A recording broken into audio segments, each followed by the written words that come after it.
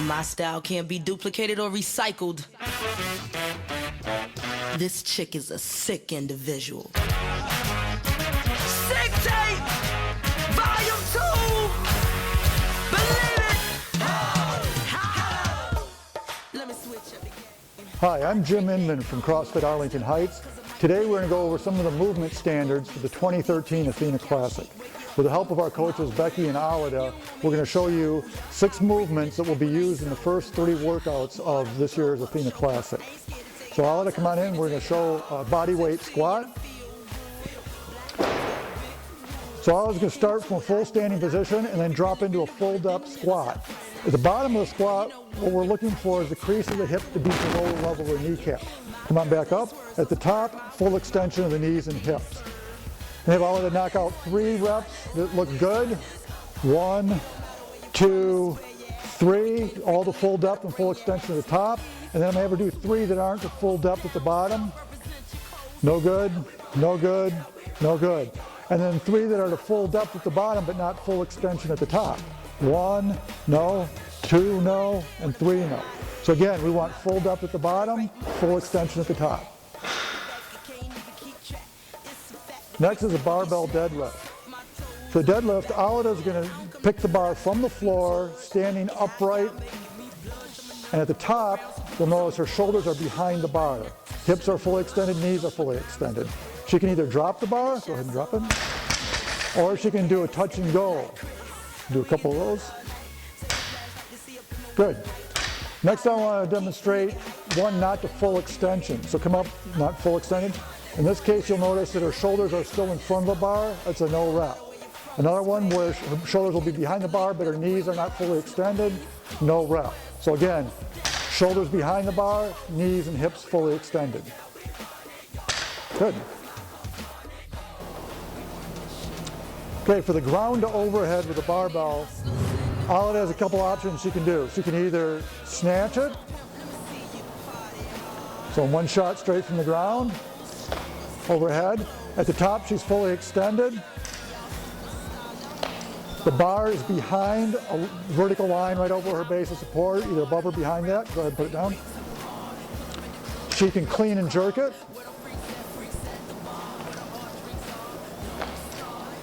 Same extension at the top. She can clean and split jerk. In this case, she'll need to bring her feet back side by side and be stable at the top. Go ahead and drop it. And again, like with the deadlift, you can either drop the bar in between each rep or you can do touch and goes.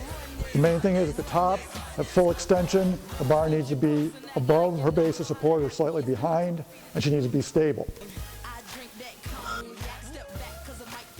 For the burpees, we're going to show 2 different methods of doing the burpees. The first one is a standard burpee. Becky's going to drop all the way down, chest to deck. She's going to come up, jumping in the air. Hands are going to break the vertical plane behind her head at the top. As she comes up, we can also see daylight underneath the bottom of her feet. Okay? This is going to be an example of coming behind the head but not breaking the vertical plane, so not coming all the way upright. So that's a no rep. Even though she's behind the head, she's not breaking that vertical plane. Okay? The second style of burpee is going to be what we call a bar hop burpee. Using a barbell, standards are slightly different, still going chest to deck at the bottom, but coming up, you just need to clear the bar to the other side and then drop into the next one. So it doesn't need to be that full extension at the top. A little quicker turnover on the burpee here. So that's the burpee. For our next movement, we're going to go over the push-ups. For the open division, we are doing push-ups off from the toes all the way down, chest to deck, and hand release. So we're going to demonstrate that. Becky's going to come all the way down, chest to the floor, hands come off the floor, and all the way up at the top. Throughout the push-ups, the toes need to remain on the floor. So you can't do a kipping style push-up, and I'll have her demonstrate one of those, where the toes come up. Okay? The other thing is your kneecaps cannot touch the floor. So she can come down, as she releases her hands, if her thighs touch, that's okay, but the knees have to stay on, so she can't do a snaking type push-up where she comes up and knees hit. That'd be a no rep as well. For the Masters division, we are doing them from the knees. So in that case, the knees stay down, but the knees must maintain contact with the floor. Again, all the way down, hands are released at the bottom, all the way up, full extension at the top. Those are the push-ups. All right, the last movement that we're going to demonstrate is a hockey puck shuttle, and this may be one that you're not familiar with. For demonstration purposes, we're using orange street hockey pucks. During the competition, we will use regulation NHL black rubber pucks. So Becky is going to demonstrate this. What the athlete's going to do is start from behind one line, run down, pick up one puck at a time, come back, put the puck in the bucket, and then retrieve a second puck and so on until they get all the pucks off the red line and back in the bucket. Pucks need to land in the bucket and stay in the bucket. As Becky does this, she's going to demonstrate what happens if she misses. If you miss the bucket or the puck bounces out of the bucket, the athlete needs to retrieve it, get it back in the bucket before continuing on. On the last rep, the last puck needs to land in the bucket and the runner needs to cross the line to finish the movement.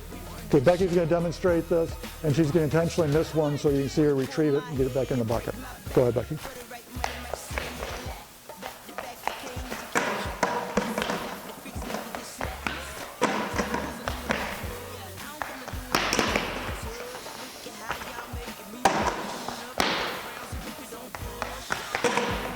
Good.